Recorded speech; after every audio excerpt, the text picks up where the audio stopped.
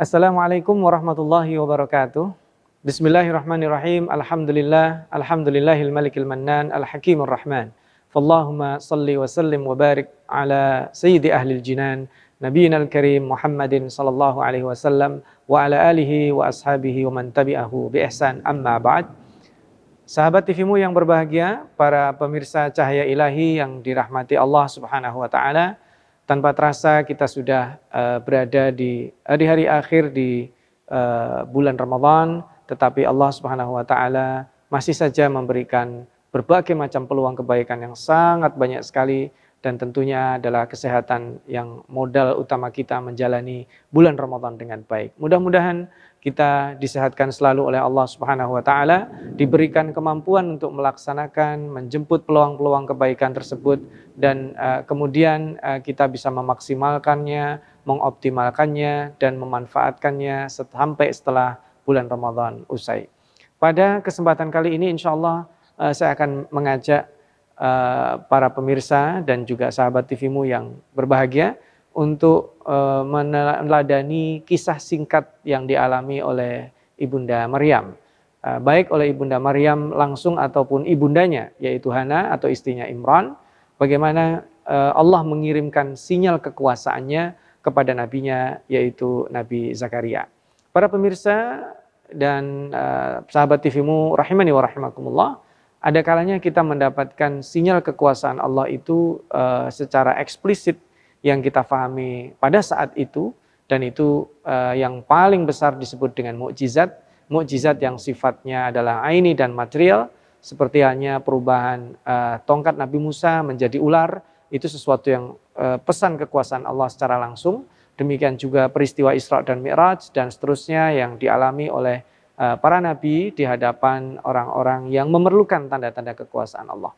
Namun ada kalanya tanda-tanda kekuasaan Allah berupa sinyal yang dikirimkan kepada kita, dan mungkin kita memahaminya setelah melampaui beberapa tahapan dan beberapa proses yang Allah kehendaki untuk tersampaikan kepada kita. Ini bisa kita ambil pelajaran dari kisah Nabi Zakaria, Ibunda Maryam, dan Ibunda Hana. Kita insya Allah mengambil referensi yang bisa kita jadikan kajiannya, yaitu pada surat Ali Imran. A'udzubillahi minasyaitonirrajim. Innallaha astafa Adama wa Nuha wa ala Ibrahim wa ala Imrana 'alal alamin.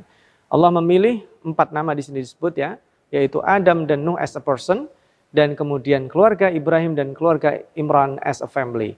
4 nama ini dipilih oleh Allah Subhanahu wa taala sebagai figur-figur manusia pilihan, yaitu manusia-manusia yang ditunjuk oleh Allah Subhanahu wa taala sebagai nabi dan menjadi teladan. Menariknya adalah ketika Adam, kemudian Nabi Nuh dan Nabi Ibrahim itu adalah nabi-nabi Allah yang kita kenal sebagai anbiya, tetapi nama keempat yaitu Imran, menurut jumhur mufassirin dan para ulama, dia adalah manusia biasa, bukan nabi tapi orang saleh biasa. Tapi apa maknanya kemudian Allah selipkan namanya di antara 3 nama yang lainnya? Ini ada pembelajaran penting bahwa ternyata Allah Subhanahu wa taala juga memilih di antara hamba-hambanya selain para nabi itu sebagai tanda kekuasaan, sebagai pengirim message kepada para manusia secara umum. Lalu pembelajaran apa yang didapatkan oleh kita dari kisah Imran? Yang pertama dilanjutkan dari pesan berikutnya. Idz qalat imra'atu Imrana rabbi inni nadartu laka ma fi batni muharrara. Dan ketika istri Imran itu bernazar, apa nadarnya? Yaitu dia menadarkan apa yang ada di perutnya. Kalau terlahir sebagai seorang perempuan, maka dia akan wakafkan untuk Baitul Maqdis. Akan dia wakafkan untuk mengurusi Baitul Maqdis. Ini menarik karena bukan masalah nadarnya ini. Yang terjadi adalah sebaliknya. Ketika kemudian beliau melahirkan, beliau mengatakan, inni wada'tuha untha. Aku melahirkannya bukan laki-laki sebagaimana yang dinadarkan, tetapi perempuan. Inni wada'tuha untha wa laysa dzakaru kal unsa. Dan tidaklah laki-laki itu sama dengan perempuan, karena kalau dinadarkan laki-laki urusannya sudah defaultnya sudah sesuai. Tapi kalau dinadarkan perempuan, belum pernah ada cerita perempuan itu memimpin di Baitul Maqdis diwakafkan untuk tinggal di Baitul Maqdis, di Masjidil Aqsa, dan seterusnya, dan seterusnya. Tetapi kemudian istri Imran ini menyampaikan kepada Nabi Zakaria, dan singkat cerita, Nabi Zakaria kemudian tampil sebagai pemenang untuk mengkafil Maryam. Dan setelah dikafil kemudian Maryam dibuatkan mihrab yang ada di sekitar, atau ada yang mengatakan nempel tapi pintu masuknya berada di luar masjid. Nah, yang menarik adalah para pemirsa Cahaya Ilahi, sahabat TV-mu yang berbahagia, kenapa Maryam begitu penting? Kenapa orang-orang berlomba-lomba untuk memberikan servis, mengkafil, kemudian mengasuh, bertanggung jawab terhadap pemeliharaan Maryam kecil ini?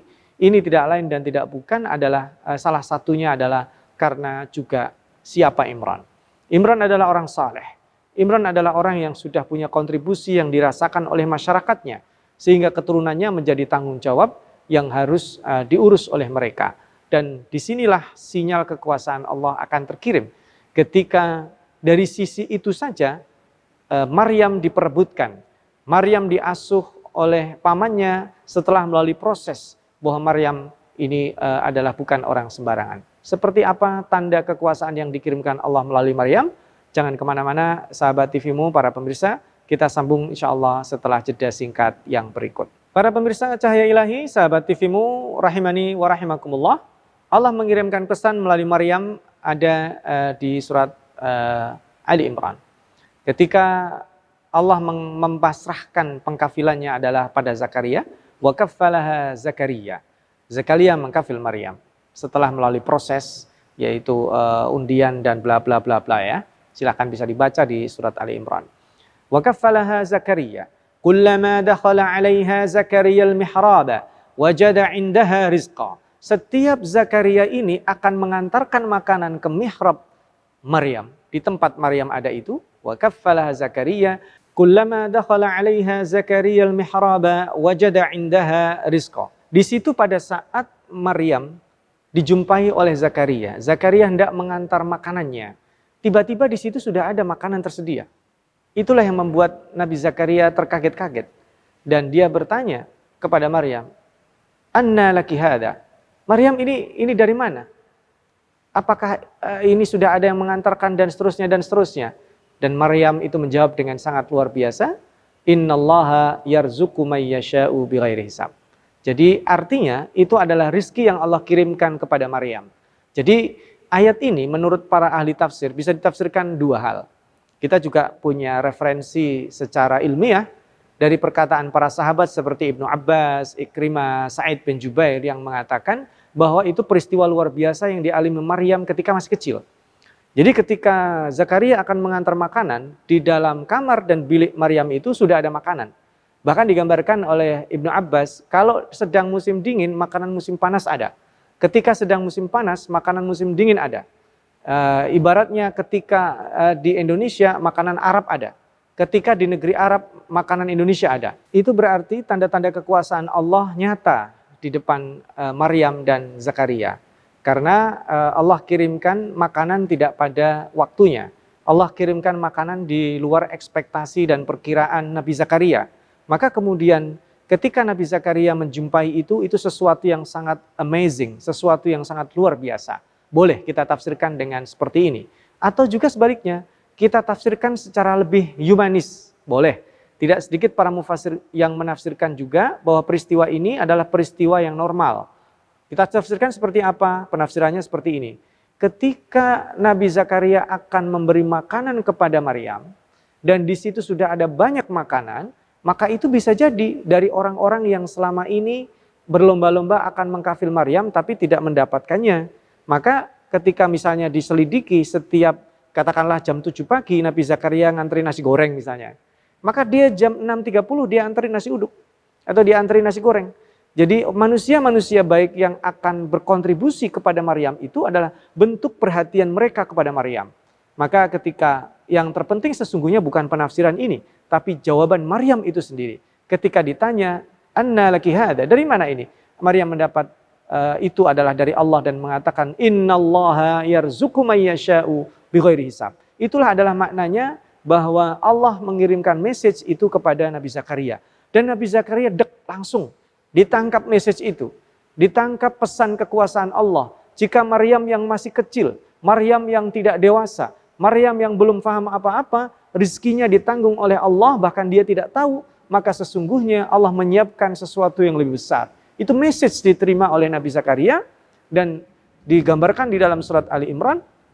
Hunalika da'a Zakaria rabbah. Di situ, jadi tidak di tempat lain. Ketika menerima message itulah Nabi Zakaria berdoa kepada Allah. Hunalika da'a Zakaria rabbah. Qala rabbi habli min ladunka dzurriyyatan thayyibah innaka sami'ud du'a. Maka dia meminta doa yang selama ini tidak henti-hentinya dia katakan. Di situ dia katakan, ya Allah berilah aku keturunan. Keturunan yang baik, sesungguhnya engkau adalah zat yang maha mendengar permintaan-permintaan. Maka langsung dikabulkan. Ketika di situ hunalika bukan di tempat lain. Ya, hunalika da'a Zakaria rabbah. Qala rabbi habli min ladunka dzurriyyatan thayyibah innaka sami'ud du'a. Maka langsung menggunakan ada fa'ut ta'qib di situ disebutkan fanadathul malaikatu wa huwa qa'imun yusalli fil mihrab. Dan langsung malaikat itu menyampaikan putusan Allah, menyampaikan pesan Allah, menyampaikan wahyu Allah. Fanadathul malaika. Di situ Allah sampaikan pesannya dan langsung apa pesannya? Ketika dia sedang salat, wa huwa yusalli fil mihrab. Annallaha yubashshiruka bi Yahya musaddiqan bi kalimatin minallahi wa sayyidan wa hasuran wa nabiyyan minas salihin. Langsung Nabi Zakaria diberitahu bahwa anaknya bernama Yahya. Ibaratnya kalau kita terima beres langsung dikasih akte kelahirannya. Allah kirim anak itu dengan nama-namanya. Yahya. Ya. Innallaha yubashshiruka bi Yahya musaddiqan bi kalimatin minallah. Ini juga ada hal lain. Dia akan menjadi pembenar kalimat Allah, yaitu nanti sepupu jauhnya ya, yaitu Maryam punya anak namanya Isa tanpa adanya bapak. Maryam kan sama Yahya ini sepupuan. Jadi Maryam jatuhnya sepupu, anaknya Maryam jatuhnya keponakan jauh.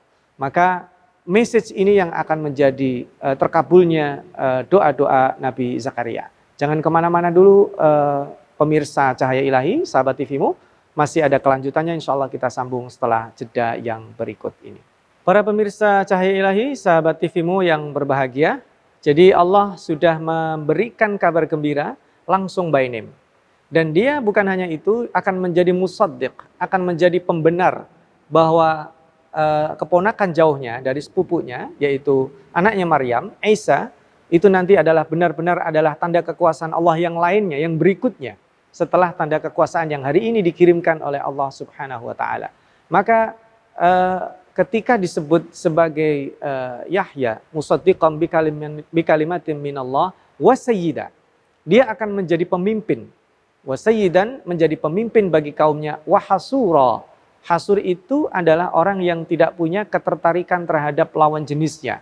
Tetapi ini bahaya kalau seandainya kita terjemahkan dan kita fahami apa adanya.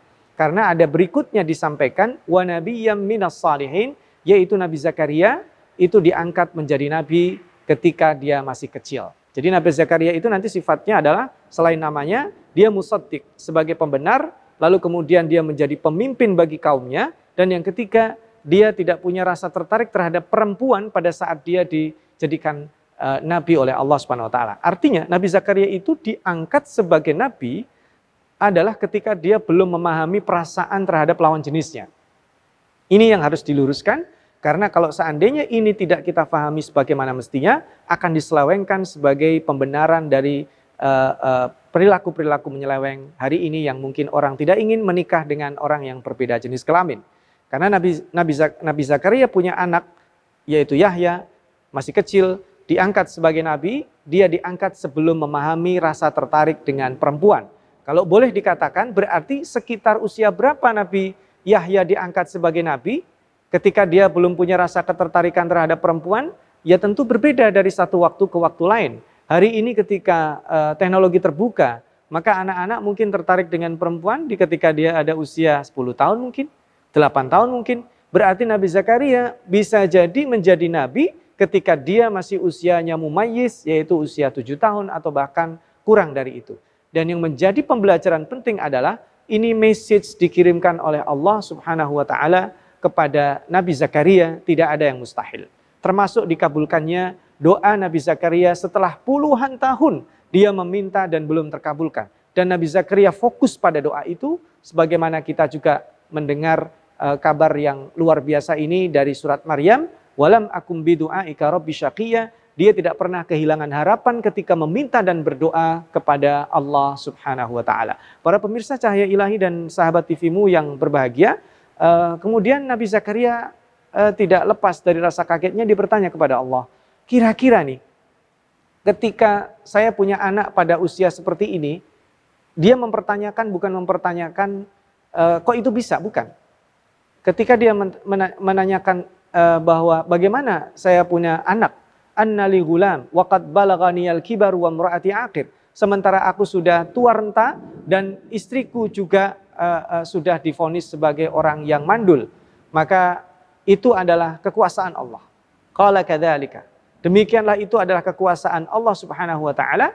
Dan Nabi Zakaria tidak mempertanyakan itu. Kalau itu memang sudah kehendak Allah, maka caranya, teknisnya, bagaimana itu terjadi, semua diserahkan kepada Allah. Hanya saja Nabi Zakaria supaya tidak grogi, supaya tidak salah dalam bersikap, beliau meminta diberikan ciri-ciri dan diberikan tanda-tanda.